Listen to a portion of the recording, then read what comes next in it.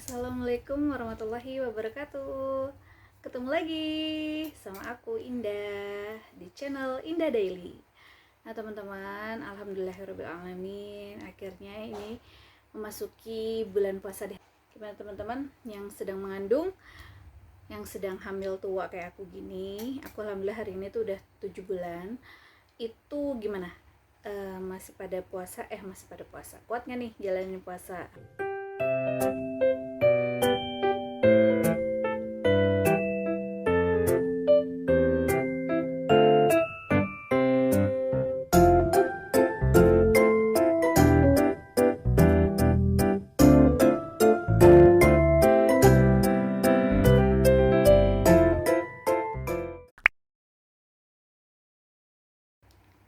Assalamualaikum teman-teman. Alhamdulillah kita ketemu lagi deh. Seneng banget akhirnya aku bisa punya kesempatan untuk ngobrol-ngobrol lagi di sini. Tadinya kan aku cuma bisa sharing-sharing tentang kehamilan aku melalui video-video singkat gitu ya. Karena ya seperti teman-teman tahu, lagi pandemi gini, terus akunya juga lagi hamil. Jadi ngatur mood itu agak susah. Terus belum lagi beberapa waktu lalu itu sekitar bulan Februari, kalau nggak salah ingat bulan ya, itu anak aku masuk rumah sakit, dia DBD. Yang pertama tuh Hisham, jadi benar-benar ngedrop. Pasca anak keluar rumah sakit, aku yang gantian ngedrop. Jadi udah setelah dari situ cuma bisa bikin ya cuplikan-cuplikan yang USG seperti teman-teman lihat sebelumnya. Nah hari ini aku mau menepati janji. Jadi di channel pertama aku itu aku pernah bilang mau sharing tentang promil. Sebenarnya aku tuh nggak ada riwayat ya, dari kehamilan pertamaku itu aku tuh nggak ada riwayat lama menanti buah hati gitu ya. Jadi aku menikah di bulan Desember 2015, Januari 2016-nya aku sudah dinyatakan positif. Berarti cepet dong. Nah, makanya yang kedua ini pas lepas KB aku agak lama nunggu baby lagi gitu ya, kurang lebih 9 bulanan. Jadi dari situ aku sempat kayak ngerasa maaf ya pakai tisu soalnya lagi hamil tuh gerah banget bawaannya. Ini seru banget ya. Sebenarnya sih aku bukan promil yang gimana-gimana kayak bayi tabung gitu, enggak. Aku promil simple aja karena memang di kehamilan pertama sebelum menikah aku udah, ini aku sedikit cerita aja ya, aku udah premarital check up di salah satu lab lab terkenal lah gitu. Nah terus udah gitu setelah premarital itu aku dapat hasil yang kurang bagus gitu dari dokter yang di lab itu. Tapi aku bersyukur karena ketidakpuasan hasil yang keluar dari lab itu, dokter itu menyarankan aku untuk mengecek ke dokter kandungan. Nah aku dari situ aku kepikiran dokter kandungan ya di RS Budi Kemuliaan. Kenapa? Karena momennya aku itu pada saat itu masih bekerja, jadi aku milih yang deket kantor awal rumah sakitnya gitu. Terus pas udah sampai ke dokter kandungan dengan membawa hasil lab itu, dokter itu bilang kalau aku baik-baik aja, nggak ada yang masalah. Dari hasil lab aku itu nggak ada yang masalah. Akhirnya dokter kandungan itu bilang kalau mau lebih pasti lagi datanglah ke RSCM Kencana ketemu sama dokter hematologi. Terus untuk memastikan gitu ya, akhirnya aku pergilah ke sana. Nah pas pergi ke sana itu ternyata dokternya juga bilang semua baik-baik aja, nggak perlu ada penundaan kehamilan, setelah menikah langsung boleh hamil. Jadi dari situ istilahnya aku dan suami hasil labnya tuh baik gitu. Jadi waktu waktu bulan waktu kehamilan pertama itu ya alhamdulillah memang dikasih cepet. Di bulan ya kurang lebih 1 bulan itu udah dapat hasil positif gitu. 4 tahun kemudian aku baru lepas KB nih. Jadi setelah melahirkan anak pertama aku langsung pasang KB IUD atau biasa kita kenal spiral itu semenjak Hisham usia 2 bulan. Nah itu terus aku langsung pasang KB. Terus terus pas 4 tahun kemudian itu aku baru memutuskan untuk copot. Nah pas copot itu aku tuh kayak galau, kayak dilema gitu, kok lama banget ya. Nah setiap bulan itu kayaknya aku tes pack. Terus sampai akhirnya kayak capek sendiri gitu. Kan aku copot KB itu Januari 2021. Salah. Aku lepas KB itu Januari 2020. Nah, terus dari Januari 2020 itu aku kayak di bulan Februari itu kayak mual, pusing gitu, udah pede banget nih kayaknya udah isi lagi, dan ternyata mungkin itu efek masuk angin atau efek apa ya. Nah, di bulan Mei itu aku kayak kepikiran kayaknya belum hamil-hamil karena berat badan deh gitu awal-awal mulanya. Terus banyak yang bilang sih enggak kok, si A berat badannya sekian sampai ada yang 100 segala macam tapi lancar-lancar aja. Ya udah dari situ aku tuh kayak bilang sama suami kayaknya kita harus hidup sehat deh gitu. Nah, awal mulanya itu mengenal promil itu ya mau nggak mau harus dari hidup sehat itu sendiri. Jadi aku itu bukan yang bayi tabung segala macam karena mungkin uangnya juga nggak cukup. Mahal banget kan. Jadi ya udah aku ambil yang simpel-simpel aja. Baik teman-teman, bagi teman-teman yang mau melakukan promil setelah sekian lama menanti buah hati, alangkah baiknya teman-teman itu harus memperhatikan beberapa poin berikut ini. Pertama, teman-teman itu harus memperhatikan hubungan kepada Allah gitu ya, apakah ibadahnya sudah baik, amalan dan lain sebagainya. Jadi jangan sampai kita suudzon Allah belum kasih karena memang Allah maunya begitu, bukan, bisa jadi karena memang Allah menunggu kita bertaubat, bisa jadi Allah pengen lihat kesabaran kita dan lain sebagainya. Jadi mungkin Allah sedang mempersiapkan banyak hal ya, pokoknya teman-teman tuh harus berhusnuzon sama Allah ya. Terus yang kedua, teman-teman tuh harus medical check up atau pemeriksaan medis ya. Jangan sampai kalian udah gedubak-gedubuk ngelakuin ini, ngelakuin itu, promil sana, promil sini. Iya kalau promilnya bayi tabung. Kalau promilnya bayi tabung mah sebelum kita memulai bayi tabung itu kan biasa diperiksa dulu kan secara medis, ada ini, ada itu enggak di dalam tubuhnya gitu. Kalau itu mah ketahuan kan udah masuk jalur medis. Kalau ternyata teman-teman tipikal orang yang ya sedikasihnya Allah, kita sabar kok, sedikasihnya Allah, tapi nggak berani cek medis, nah itu yang bikin gregetan. Jadi teman-teman itu kalau sebelum memutuskan untuk promil di luar dari bayi tabung ya teman-teman itu harus mengecek kesehatan pasangan, tubuh kita ya, tubuhnya si suami. Jadi dua-duanya ini harus mau dicek, kalau bisa sih dicek bareng, jadi nggak ada rahasiaan. Jadi teman-teman itu jangan serta-merta memasrahkan keadaan kita kepada Allah gitu tanpa mau ada usaha lebih, karena Allah juga gemes liatnya. Jadi teman-teman itu juga harus ada namanya pemeriksaan kesehatan. Kayak yang tadi udah aku ceritain itu, aku kan juga sebelum menikah aku melakukan premarital check up sampai pada akhirnya aku bisa ketemu dokter kandungan dan hematologi, dan hasil lab dua-duanya itu bagus. Jadi teman-teman juga harus begitu, harus mau kerja keras, harus mau capek. Namanya juga sedang meminta keturunan kan.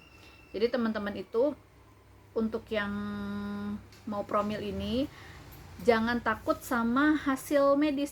Kalau misalnya kita dapat hasil yang kurang memuaskan, nanti kan dokter itu akan menjelaskan tindakan-tindakan apa yang harus dilakukan untuk pengobatannya, untuk apa segala macam. Nggak melulu terfokus di promil, tapi pengobatannya dulu. Kalau itu pengobatannya dua-duanya udah beres, baru kan bisa langkah ke promil.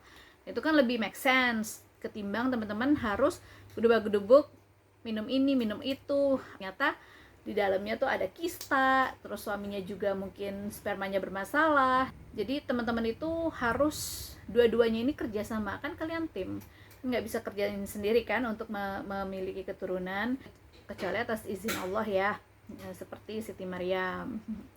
Nah jadi teman-teman itu harus melakukan beberapa step tadi, kayak satu tadi memperbaiki hubungan kita terhadap Allah, terus yang kedua mau melakukan pengecekan kesehatan, menempuh jalur medis untuk mengecek dan lain sebagainya. Terus yang ketiga, kalau sudah dinyatakan sehat nih dua-duanya, ketiga itu mengubah pola hidup sehat. Jadi teman-teman yang tadinya biasanya makannya sembarangan, terus goreng-gorengan apa segala macam itu mulai dikurangi atau malah dihilangkan, atau tadi merokok, minum alkohol, nah itu dihilangkan. Jadi sama-sama mau sehat, namanya juga kan kerja sama. Kalau cuma istrinya aja yang hidupnya begini, ngerubah makan buah-buah segala macam, suaminya masih asik-asikan apa segala macam, itu sih tahu deh. Jadi teman-teman harus kerjasama, harus mau capek dua-duanya, harus mau fokus sama satu tujuan yang sama. Jadi kayak aku sama suami, kita mengubah minyak ya. Pertama minyaknya itu diganti ke olive oil, dari yang minyak goreng biasa itu diganti ke olive oil. Terus yang kedua beras putih jadi beras merah. Terus yang ketiga aku mengubah gula pasir jadi gula aren. Kemudian yang keempat garam yang biasa itu aku ubah jadi garam Himalaya. Ya itu semua aku ikutin JSR. Nah dari situ teman-teman, jadi sedikit banyak JSR itu mempengaruhi aku dan suami. Jadi dari situ mau nggak mau kita lumayan ngerubah pola hidup sih pada saat itu ya, beberapa bulan. Dan tau gak sih teman-teman, ini bener-bener lucu banget. Jadi aku itu bisa turun 4 kilo tanpa olahraga dengan hanya mengubah makanan itu gitu, makanan basicnya. Jadi ya udah alhamdulillah. Terus kita kayak makan buah, sayur gitu, senang. Poin keempatnya, teman-teman harus fokus sama apa yang dijalani. Jadi teman-teman tuh kalau udah memutuskan untuk promil, misalkan teman-teman udah dapat hasil semuanya oke, terus mencoba promil kayak aku, misalnya promil JSR. Jadi teman-teman tuh harus fokus sama tujuannya. Jadi kalau udah niat pengen punya keturunan dengan cara promil JSR, maka harus sampai tuntas gitu, sampai benar-benar dapat hasil. Kalau belum dapat hasil, lanjutkan aja. Bisa jadi memang Allah sedang bantu kita untuk mendetoks tubuh kita dengan cara JSR. Nah, untuk teman-teman yang mau tahu apa aja sih yang aku minum selama program, begitu juga suami minum, nah nanti aku kasih tahu cara pembuatannya, bahan-bahannya dan lain sebagainya. Teman-teman bisa menyaksikan di akhir video ini. Jadi teman-teman ikutin aja cara aku. Tolong di garis bawahi ya, teman-teman udah harus melakukan pengecekan kesehatan dulu. Jangan sampai sibuk promil, seperti yang tadi aku bilang, jangan sampai udah sibuk promil segala macem, ngerubah pola makan segala macem, tapi ternyata di dalamnya ada masalah yang harus dibenahi, tapi teman-teman nggak mau tahu itu. Harusnya teman-teman cari tahu dulu, dapat hasil dulu dari dokter, baru bisa melanjutkan promil. Misalnya bayi tabung nggak sanggup, cobalah di promil JSR ini, insya Allah berhasil. Jadi teman-teman bisa banget ikutin cara aku dan suami, minum ini, minum itu. Sebetulnya ada resep malam satu, tapi karena bahannya waktu itu nggak ada, jadi aku nggak bisa bikin videonya. Jadi aku cuma kasih 2 resep aja. Yang satunya nanti aku ketik bahannya, aku tulis bahannya dan cara pembuatannya, nanti teman-teman bisa praktekin deh di rumah dengan bahan-bahan yang lengkap tentunya.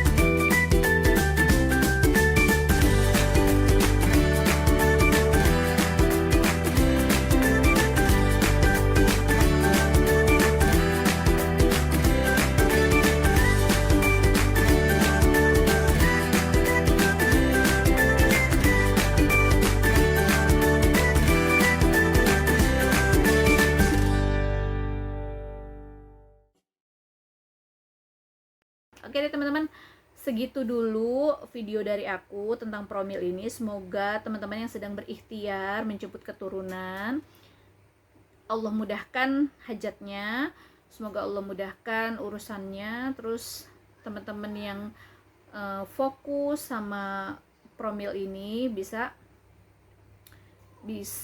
berhasil walaupun memakan waktu yang tidak sebentar. Nah teman-teman juga harus tahu ya, ini semua yang terjadi, susah payah kita, kesabaran dan sebagainya, itu semua Allah yang menghendaki. Jadi teman-teman itu harus mau ada usahanya, harus ada doanya, memperbaiki diri, harus ada mengubah pola pikir yang tadinya toksik istilahnya gitu, jadi lebih baik gitu. Oke deh teman-teman, segitu dulu ya cerita promil aku hari ini. Pokoknya yang jelas teman-teman tetap semangat ya, bulan puasa ini harus jadi penyemangat untuk kita semua. Allah itu pasti mendengar doa hambanya dan melihat usahanya. Jadi teman-teman harus melakukan balance. Oke teman-teman, kalau gitu sampai jumpa lagi. Assalamualaikum warahmatullahi wabarakatuh.